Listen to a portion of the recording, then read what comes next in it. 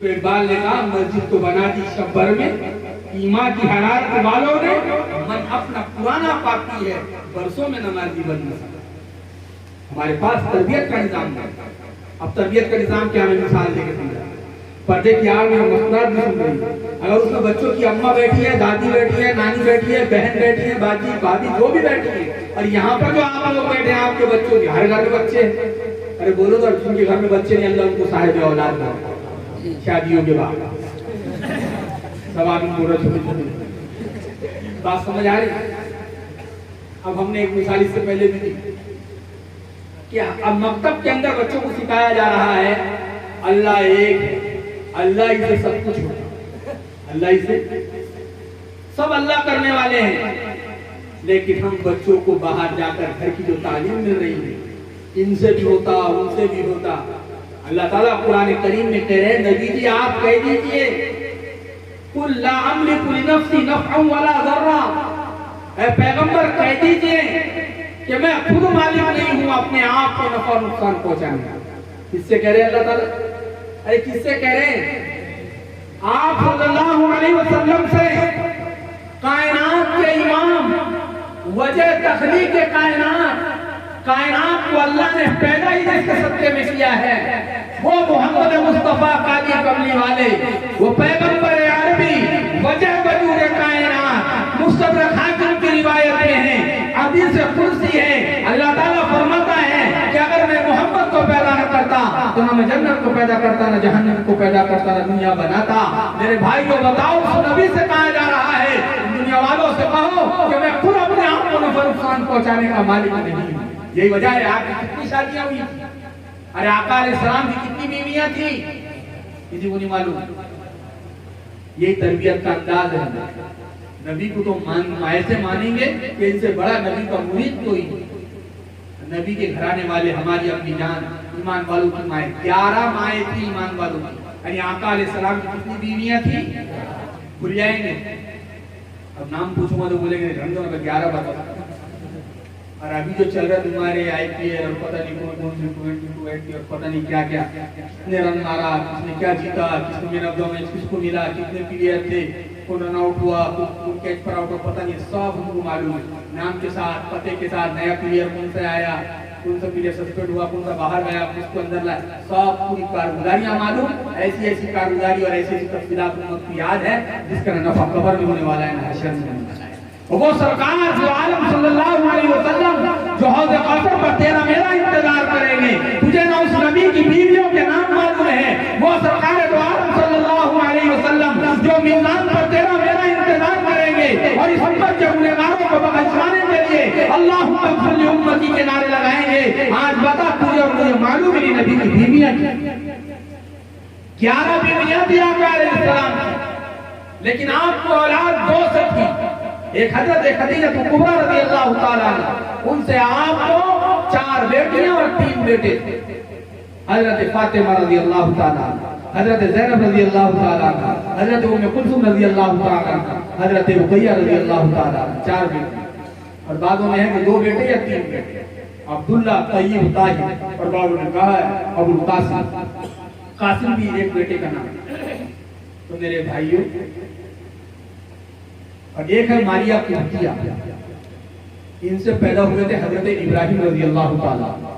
आप अलैहिस्सलातु वस्सलाम के जितने लड़के थे सब बचपन में वफात पा गए, सिर्फ बेटियां आपकी हयात है। इसलिए सरकार ने फरमाया था अल्लाह मेरी नस्ल को मेरी बेटी फातिमा से चलाएगा। इसलिए आज जितने हसनी और हुसैनी सैयद मौजूद है ना, या तो उनका सिलसिला नसब हजरत हुसैन से जाके मिलता है या हजरत हसन से जाके मिलता है। अब बताए, सबसे चहीती बीवी आपकी हजरत आयशा रज़ियल्लाहु ताला, कुंवारी थी, क्या थी बोलो, और चहीती बीवी अम्मी जान हजरत आयशा, हुमैरा, ताहिरा, आफीफा, सिद्दीका, पाकीज़ा रज़ियल्लाहु ताला अन्हा। लेकिन आपको कोई औलाद नहीं हुई, और शादी के बाद सबसे पहले बीवी को जिस चीज की चाहत होती है वो चाहती है मेरी गोद क्या हो जाए, हरी हो जाए, मैं साहिब औलाद बन जाऊं। लेकिन अल्लाह ताला ने बताया कि नबी भी अपनी जात को अपने एतबार से किसी को नफा नुकसान नहीं पहुंचा सकते जब तक कि अल्लाह न चाहे। मुझे समझ में आ रही मेरी बात? तो अब अल्लाह ताला यहाँ सिखा रहे हैं, तो अब हमारे बच्चों को हम सिखा रहे हैं। यहाँ पर मकतब में करने वाले अल्लाह है और हम जा रहे हैं वालिदैन औलादों के लिए, कभी इधर ठोक रहे कभी उधर ठोक रहे, ये औलाद हो जाए तावीज़ दे दो, औलाद हो जाए कुछ गड्ढा दे दो, औलाद हो जाए कुछ पढ़ के दे दो। कुछ लोग किससे थोड़ी औलाद हो, तावीज़ गड्ढों से। अगर तावीज़ गड्ढों से औलाद होती तो सारे बगैर शादी के औलाद बाप बन जाते, तावीज़ गड्ढों से नहीं होती। वो तो अल्लाह ताला जिसको देना चाहे देते, अल्लाह जिसे चाहे लड़के दे, जिसे चाहे लड़कियां दे, जिसे चाहे लड़के और लड़कियां दोनों दे, जिसे चाहे बांध बना दे। अल्लाह कुरान में कह रहा है। लेकिन हमारा अकीदा, यहाँ जाएंगे तो मिल जाएंगे औलाद, वहाँ जाएंगे तो मिल जाएंगे औलाद। मेरे भाइयों, ये सबसे पहले तौहीद पर ज़र्ब है। और दुनिया का बातिल तेरी नमाजों से नहीं घबराता, दुनिया का बातिल तेरे रोज़ों से नहीं घबराता, दुनिया का बातिल तेरे हज से नहीं घबराता, दुनिया का बातिल घबराता है तेरे अकीदा तौहीद से। रसूलुल्लाह पर पहला पत्थर किस वजह से आया जानते हो? कोई सफा पर रसूलुल्लाह ने पहली दावत पेश की और कहा, या अय्युहन नास कुलू ला इलाहा इल्लल्लाह तुफ्लिहू, ऐ लोगों कलमा पढ़ लो, ला इलाहा इल्लल्लाह कह लो, ये कलिमा तौहीद तो है। तो सबसे पहले पत्थर अबू लहब ने मारा, सबसे पहले कंकर अबू लहब ने फेंका था। तो दुनिया का बातिल दरसता है, इसकी वजह से बोलो अकीदा तौहीद की वजह से। इसलिए हमको सिखलाया जाता है सब कुछ अल्लाह करते हैं। बोलो कौन करता? अरे जोर से बोलो। जिंदगी कौन देता? पीछे वाले नहीं बोल रहे। अरे अगर बूढ़े हैं वो भी बोलो, ये बोल बोल के दुनिया से जाएंगे तो इंशाअल्लाह ईमान पर मौजूद। बात समझ में आ रहा है अकीदा? अब बहुत सारे लोगों के ज़हन में ये भी सवाल आता कि भाई ठीक है, जब अल्लाह ही करते तो फिर तुम बीवी से नाश्ता क्यों मांगते? अल्लाह ने ऐसा मांग लिया, करते नहीं करते लोग सवाल। फिर घर को जाते तो फिर अम्मा से पानी क्यों मांगते? खुद ही मांग, अल्लाह ने ऐसे ही मांग लिया। अल्लाह के बंदो, ये वो सवाल आता है जो जाहिल करता है, जिसको इल्म की बू लगेगी वो ये सवाल नहीं करेगा। बल्कि मैं आपको बताऊं, सबब दो तरीके के। दुनिया दारुल असबाब, दुनिया क्या है बोलो? अरे बोलो तो सही, दुनिया दारुल, दार माना घर, असबाब माना सबब यानी जरिया। यहाँ पर तुम्हें अल्लाह ने पैदा किया, तुम्हें सबब इख्तियार करना पड़ेगा, इसके बगैर तुम कर कुछ भी नहीं कर सकते। अब आपके सामने खाना आ गया और आप बैठ नहीं, मैं खाऊंगा ही नहीं जब तक अल्लाह नहीं मेरा पेट भरेंगे बस। तो अल्लाह कहते खाना अपने हाथ से ले, पेट में डाल, ये खाने में तासीर मैं पैदा करूंगा, इससे तेरी भूख मिटेगी। अगर तू ऐसा बैठा तो ये पागलपन और जहालत के अलावा कुछ नहीं। तो दो बात, एक है माँ फौकल असबाब और एक है माँ तहतल असबाब। क्या है बोलो? एक होता है माँ फौकल असबाब और एक होता है माँ तहतल असबाब। माँ फौकल असबाब का मतलब यह है असबाब के ऊपर की चीज, और माँ तहतल असबाब का मतलब यह है असबाब के नीचे की चीज। अब समझो, माँ फौकल असबाब उसे कहते हैं जो अल्लाह ही कर सकता है, अल्लाह के अलावा कोई नहीं कर सकता, उसको गैरुल्लाह से मानना ये शिर्क है। जो माँ फौकल असबाब का मतलब जो अल्लाह ही कर सकता है, अल्लाह के अलावा कोई नहीं कर सकता, उसको गैरुल्लाह से मानना ये शिर्क कहलाता है। जैसे आसमान से पानी बरसाना कौन कर सकता है बोलो? जमीन से गल्ला कौन उगा सकता है बोलो? पैदा कौन करता है बोलो? मौत कौन देता है बोलो? अल्लाह। समझ में आ गई बात? और माँ तहतल असबाब मतलब ये है जिसको अल्लाह ने बंदे को इख्तियार दिया और बंदा भी वो कर सकता है, जो बंदे के बस में है। जैसे मैंने कहा भाई मुझे प्यास लगी पानी लेकर, तो आप गए आपने पानी लेकर। मैंने कहा मुझे भूख लगी खाना लेकर, आपने मुझे खाना लेकर आया, तो आपके बस में है, आपने खाना लेकर आया, मटके से आपने पानी लेकर आया। यह है माँ तहतल असबाब। और मैं ये कह रहा हूँ मटके से पानी न लाओ, आसमान से बारिश बरसाओ, यह है माँ फौकल असबाब। ये अल्लाह कर सकते हैं, मैं अल्लाह वाला काम गैरुल्लाह से नहीं दे सकता, ये शिर्क कहलाएगा। और जो बंदों के बस में है उसने मदद लेना, ये शिर्क नहीं कहलाता। खाना बना हुआ है, मैंने बीवी से कहा मुझे खाना लगा दे, ये बीवी से खाना मांगना नहीं हुआ, बल्कि बने हुए खाने को मांगना हुआ। मैं ये थोड़ी कह रहा कि पहले तो गल्ला हुआ, फिर क्यों बना, फिर तू चक्की पे ले जा, फिर पीस, फिर रोटी बना, फिर लेकर आ। मैं ये कह रहा हूँ अल्लाह ने जो उगाया है, जो मैं खरीद के लाया हूँ, उसी की रोटी बना और वही मुझे ला कर। तो ये माँ तहतल असबाब हुआ। माँ तहतल असबाब में किसी से मुतालबा करना ये शिर्क नहीं कहलाता, और माँ फौकल असबाब में किसी से मुतालबा करना ये शिर्क कहलाता है। बात समझ में नहीं आई? समझ में आई ना बात? तो ये है असल में बेवकूफ। एक व्यक्ति सुन रहा था, उसमें ये बात थी क्या कहने लगे कि ये भाई ये लोग कहते हैं कि अल्लाह के अलावा किसी से मांगना नहीं, तो घर को जाके भाई किसी पानी क्यों मांगते, खाना क्यों मांगते। मैंने कहा ये तो जाहिल मुरक्कब के माजून जहालत नजर आ रहा है, तो दिल की कोई भूल है ना हवाल है, ये कोई बहुत बेसुध सवाल है। तो मेरे भाइयों अब हम जाकर बच्चों को तो बताओ, बच्चों को तरबियत हुई तो अकीदा तौहीद पर तो माँ बाप कर रहे तावीज से इलाज। बच्चा यहाँ पढ़ के जा रहा है ला इलाहा, तो बताओ माँ बाप का अमल ये तरबियत कर रहा है और यहाँ पढ़ाया ये जा रहा है, असर उस पर इसका होगा कि माँ बाप के अमल का होगा? अरे बोलो तो सही। और तावीज के जमाने में इतने हो गए, अल्लाह हम तमाम की हिफाजत फरमाए। मेरे भाइयों अजीब हाल हो गया, नुक्कड़ पे बस जरा सी तबियत घबराई, कुछ जरा सा नीला पीला दिखा, हम ऐसे घबरा जाते और समझ नहीं आती, आलिम साहब के पास जाना पड़ता। अल्लाह के बंदे खून कम हो गया तो उससे कैसे होता? उसने आलिम साहब तारीफ देके क्या करें? अब अगर कोई ज्यादा ही अमलियात में ज्यादा जोश, उसका दिमाग ज्यादा चलता तो वो भी फिर देखता कि जरा अच्छा पेशेंट है, कहते हाँ तुम्हारे को खिलाया। बस शुरू हो गई यहाँ से शुरू हो गया काम, खिलाया हुआ है खिलाया हुआ है खिलाया हुआ है खिलाया हुआ है। बात समझ में आ रही? तुमको खिला दे रहे, हमको खिलाते काय में खिलाया हुआ है, मिठाई में खिलाया हुआ है ना, खिलाया हुआ मिठाई खिलाया हुआ है। अजीब हाल है ये, आपकी देख कमजोरी है। जरा सा सर पूरा पीछे का, ये मैं भी कर रहा होता आधा सर दुखता उसका, मेरा आधा सर दुख रहा, आधा सर दुख रहा है। अब चलेगा आगे भाई हुआ ऐसी ऐसी एक बात है। कल तुम रात में जब आ रहे थे, तुम सोचो आज से 2 महीने पहले तुम रात में अकेले आ रहे थे, सोच रहा हूँ आई सुनिए जाता था बेचारा बाजार करता था, जाते रात में जाने का टाइम पड़ता था, तो कब तुम्हारे उंगाल लेना कुछ आगे करके आगे करता कुछ भी किधर भी समझ में आ रही।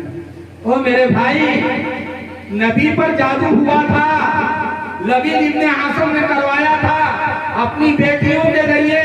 सुन अल्लाह ने कुरान में मुअव्वज़तैन नाज़िल फरमा के ये बताया कि तू नबी ने ये पढ़ लिया, नबी का जादू कर गया, वो सुन तेरा मेरा जादू नहीं कटेगा। लेकिन अकीदा तौहीद यकीन ये हमारे सबके खराब होता है।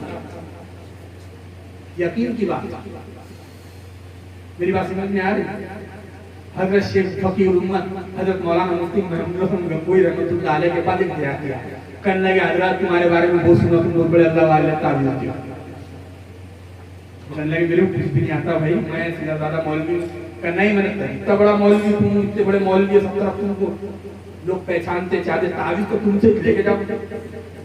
लिखा है कि हजरत ने जब माना नहीं, हजरत ने मना किया, उसने माना नहीं, हजरत ने देखा अब ये मानता नहीं, तो हजरत ने जेब में हाथ डाला। तो हजरत सफर से आए थे तो रेलवे का टिकट दिया, क्या दिया बोलो?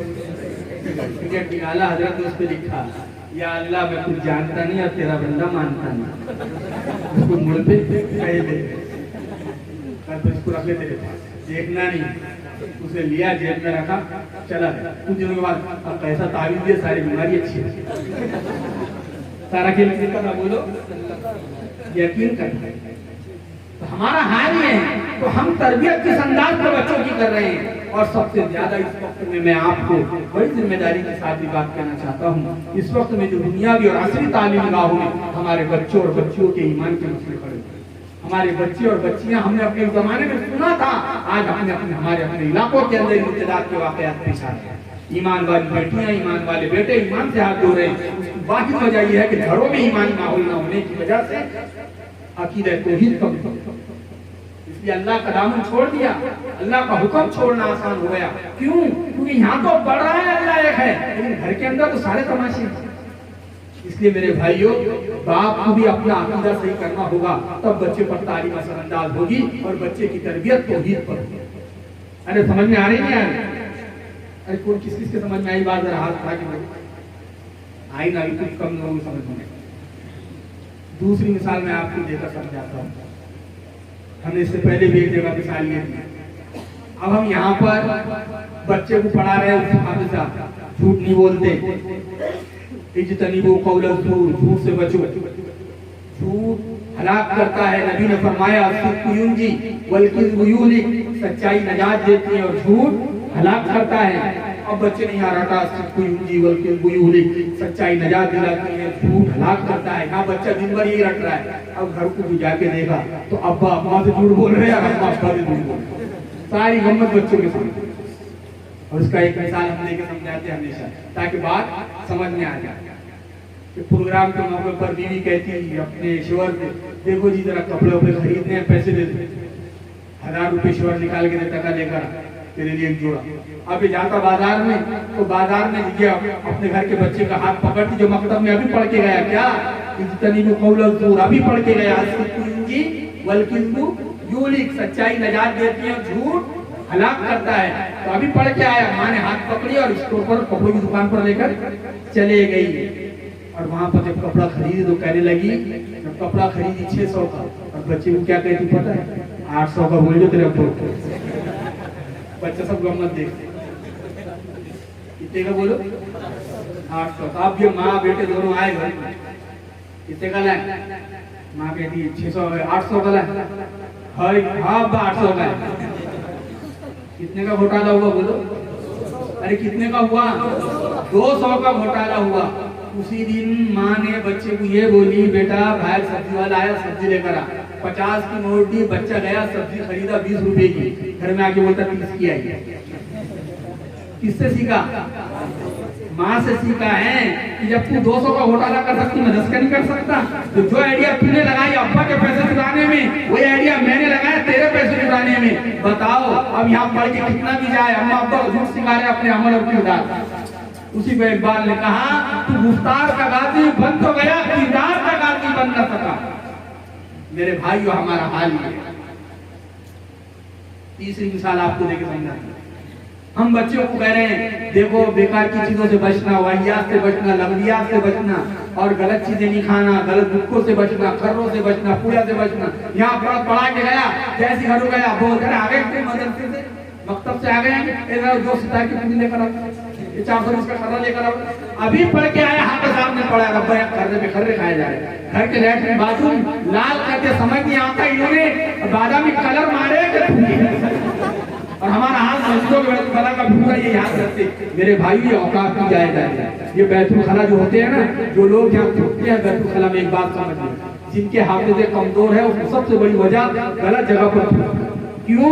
तुम दिन भर मुसलमान होने की वजह से कभी न कभी एक बार तो अल्लाह बोलते होंगे। अरे बोलो तो सही, वो अल्लाह बोलना तुम्हारे मुंह के हर जर्रे में रंगल जाता है। और जब तुम उस गलत जगह पे थूकते हो, पहली सजा ये होती है, अल्लाह सबसे पहले उसका हाफिज़ा करना पड़ता है। तो हम आम जगह थूकने से मना फरमाया, हम तो बैतुल खला में जाके थूकते। ओ मेरे भाई, बैतुल खला को थूकने से बचो। और बहुत सारों का मसले ऐसे, भूख का नहीं खाए तो आते नहीं मेहमान। कुछ लोगों तो इससे भी आगे तरक्की कर गए, बीड़ी नहीं पिए तो मेहमान नहीं आ रहे। 2-3 बीड़ी जब तक पीते नहीं तो पूरे बैतुल खला में बीड़ी के टुकड़े, या तो माचिस की काड़ियां, या फिर भुक्कों के फूक और मौजूद होते हैं। ये इस कौम का हाल है, जिसके बारे में फरमाया कि इस्लाम साफ सुथरा मज़हब है। अल्लाह सफाई सुथराई को पसंद करता है। अल्लाह खूबसूरती को पसंद करता है। जिसके मजहब की बुनियाद ये है, उसके बैतुल खला, उसके घरों का हाल। वो तो मस्जिदों में देखने दिखाने वाले, वरना हम मस्जिद के दीवारों में लाल कर दे, दादू बाबू देखते तो देखो तुम्हारी मस्जिद चटाई में नदी पूरी मिलती, खाते वहीं भी दबा दबा। हमारा हाल ये है। इसलिए मेरे भाइयों, मैं तरबियत की बात बता रहा हूँ, तरबियत किस अंदाज में बच्चों की हो रही है। तीसरी मिसाल देके समझाता हूँ। बच्ची ने यहाँ आकर अल हयाउ शुअबतुम मिनल ईमान, कि हया ईमान का क्या है बोलो? शोभा है। पर्दा करो, ना महरम को देखना जायज नहीं, अजनबी मर्द के चेहरे को देखना जायज नहीं, ना मर्द को औरत के लिए, ना औरत को मर्द के लिए, हराम है। अब जैसी अब ईद आ रही है, अब बाजारों का हाल देख लें। अब वही अम्मा जिस बच्ची ने मकतब में ये पढ़ के आया है, अजनबी को देखना, बात करना जायज नहीं, न मर्द के लिए ना औरत के लिए, वही अम्मा हाथ पकड़ती, दुकान ये कपड़ा है क्या, वो कपड़ा है क्या, ये कपड़ा है क्या, वो कपड़ा है क्या, इस पर मैचिंग है क्या, चूड़िया मैचिंग, बालिया मैचिंग, हार मैचिंग। और अजीब हाल है मेरे भाइयों, अपने बीवियों को दीनदार बनाओ, वरना बाल औरतें तो वो है जो अपने मर्दों को लेके भेजती है, ये भी घूमता, ये मैचिंग करते हुए, वो मैचिंग करते हुए, आदमी पाने थोड़ा, और सारे ये पीले सैंडल है क्या, और हरे हार है क्या। अब और घुमा दुकान दुकान दुकान दुकान दुकान दुकान, ये भी घूम रहा उसकी बात समझ में आ रही। दीन के नाम पर घूमना बड़ा मुश्किल है। मैचिंग सेंटरों पे घूमना औरत के नाम पर बहुत आसान है। वजह क्या है? जब हमारी बीवियां दीनदार बनेगी, हमारी माएं दीनदार बनेगी, हमारी बेटियां दीनदार बनेगी। ओ सुनो, सरकार दो आलम सल्लल्लाहु अलैहि वसल्लम वाला दीन जब घर की चार दीवारी में जिंदा होगा तो भी घरों के अंदर फाके भी आ जाए, घर में फाके भी मजे लेकर बर्दाश्त किए जाए। घर के सूखे टुकड़ों में जन्नत के मजे लिए जाएंगे। और घर में अगर बेदीनी हो गई, माँ बेदीन है, बहन बेदीन है, बेटी बेदीन है, बेहया है, तो सुन फिर वो तुझसे कहेगी हराम ला या हलाल ला, मुझे ये सूट चाहिए तो चाहिए, मुझे ये जेवरात चाहिए तो चाहिए, मुझे ये ज्वेलरी चाहिए तो चाहिए, मुझे ये सैंडल चाहिए तो चाहिए। अब इसके पास लाने के लिए कोई इंतजाम नहीं तो जाएगा, सूद से पैसा लेगा, ब्याज से पैसा लेगा और लोगों का माल गलत तरीके से बेच के पैसा कमाएगा, हराम रास्तों से पैसा कमा के घर की तकाज़ुब को पूरा करेगा। लेकिन अगर दीनदार होगा तो दीनी क्या कहेगी? देखो जी, कोई जरूरी नहीं है, हलाल के रूप में मिले तो ले आना, ना मिले तो छोड़ के आना। तुम हलाल के रूप में लाएंगे तो रोजी वो बन जाएंगी, तुम नहीं लाएंगे, नहीं मिलने की वजह से तो रोजा रख लेगा। ये दीनदार घरों का मिजाज बनेगा।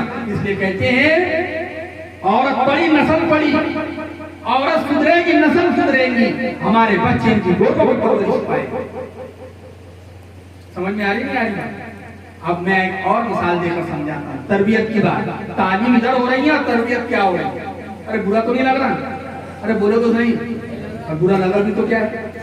ये बात तो दीन की है, बात तो शरीयत की है।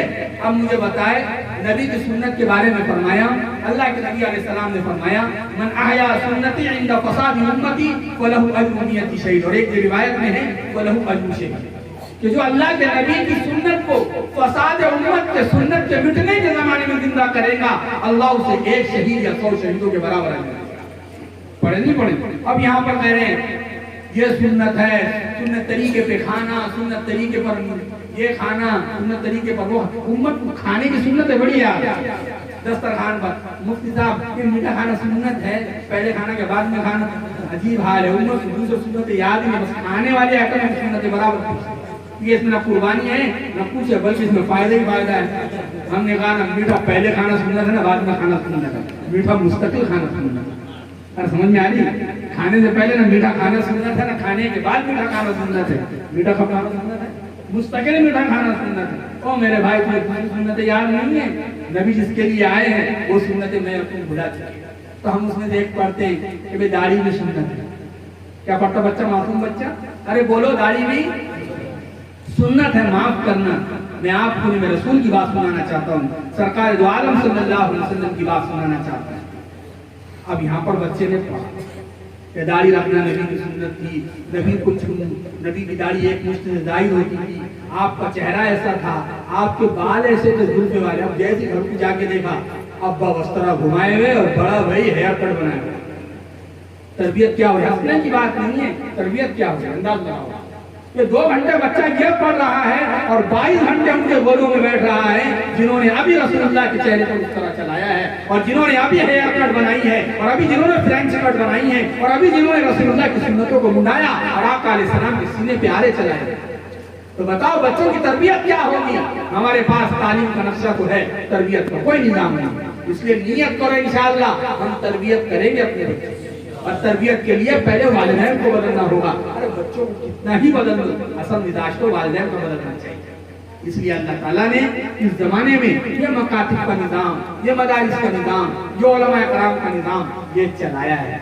अब मेरे भाइयों, हर मस्जिद का, हर घर का मस्जिद के मकतब से जुड़ना जरूरी है। यहाँ पर कोई ऐसा घर न रहे जो अपने मोहल्ले की मस्जिद के मकतब से न जुड़े, ऐसा न रहे, बल्कि सारे बच्चे मोहल्ले के मकतब से जुड़े। और मैं आपको कहूँ, मोहल्ले के मकतब को जानदार बनाओ। आने वाले हालात में यही मकतब हमारे लिए नेअमुल बदल साबित, क्योंकि जितनी बुलंद बाला